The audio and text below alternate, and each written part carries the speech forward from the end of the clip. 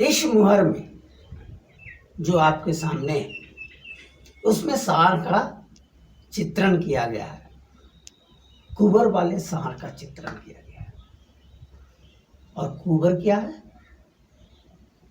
आत्मा का प्रतीक है, शून्य का प्रतीक है। और कुबर को सीन से सटा हुआ दिखाया जा रहा है। माने बुद्धिगत स्थिति में आत्मज्ञान आ जाता है कि आत्मा है, शून्य है, आकाश है। जैसे हम व्यक्त विषयों को देख रहे हैं, व्यक्त के विषयों की विविधता को देख रहे हैं, तो यह जान रहे हैं कि जो विविधता का जो अनुभव हो रहा है उसके केंद्र में शून्य है, आकाश है। भले हम शून्य आकाश में टिक पाए या ना टिक पाए, सिद्धांतिक रूप से हमारी समझ में आ जाता है कि शून्य केंद्रीय विषय हो सकता है। अब रहे अक्षरों की बात। अक्षरों का उद्देश्य क्या था? अक्षरों का उद्देश्य था अंतःविज्ञान की अभिव्यक्ति। किनके लिए था? वो लोग जो अखंडता को प्राप्त कर लिए हैं उनको समझाने के लिए था, उनका ध्यान आकृष्ट करने के लिए था। और एक बार एक तत्ववेत्ता, अखंडता का प्राप्त व्यक्ति उन अक्षरों को देख लिया, समझ लिया, तो उसकी स्मृति में आ गई कि इस मुहर के माध्यम से विषय को कितना बेहतर ढंग से हम व्यक्त कर सकते हैं या देखने को मिलता है।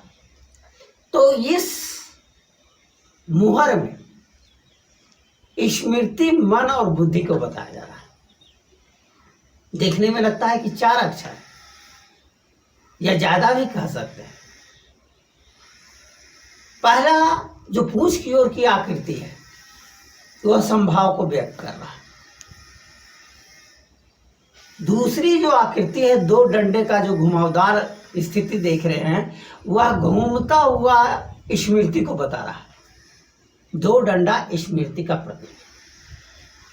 और तीसरी आकृति जो देख रहे हैं 3 डंडे का, 3 डंडा सततता को बता रहा है। और उस डंडे का एक हिस्सा निकल कर करके चौथी आकृति की ओर जा रहा है।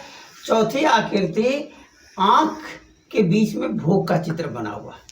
और दूसरे मोहनों के जब बारे में जब बताएंगे कि भोग का प्रतीक भी है और महत्वाकांक्षा का प्रतीक उल्टा भी है, तब उसकी व्याख्या करेंगे।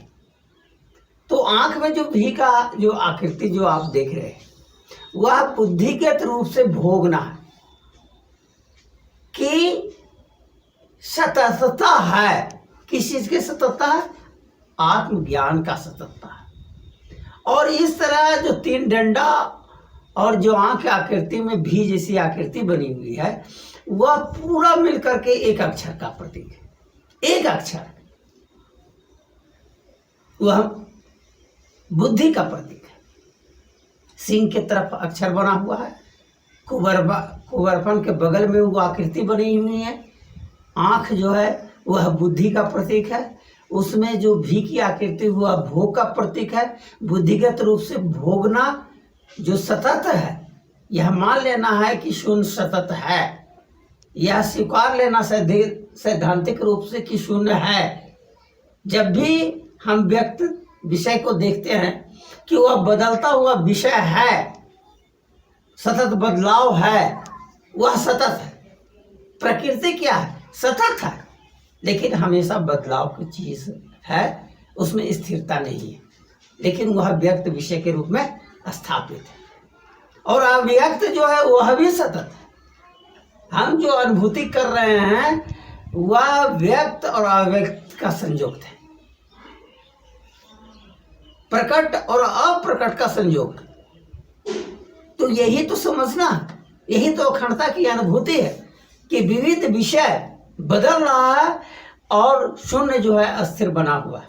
यही तत्व ज्ञान है, यही अमरता की अनुभूति का ज्ञान है, यही अखंडता की अनुभूति का ज्ञान है, यही आत्म तत्व का ज्ञान है, यही परमेश्वर की अनुभूति का ज्ञान है।